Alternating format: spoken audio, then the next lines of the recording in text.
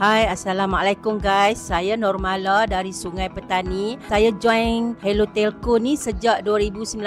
Sekarang dah 6 tahun.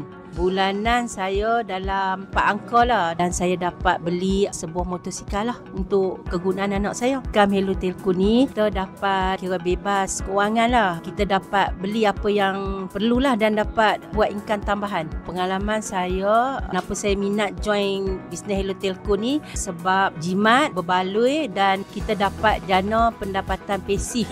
Di mana pendapatan pasif ni selagi orang pakai kad tu, kita akan dapat income berterusan. Telco ni memang saya rasa sangat-sangat seronok, happy dan kita dapat bebas kewangan, bebas masa dan dapat tambah income lah. Saya lebih kepada offline sebab saya ada bisnes lain, bisnes kedai jahit. Jadi customer jahitan saya tu, tiap kali dia orang datang, saya akan promote, saya akan on saja.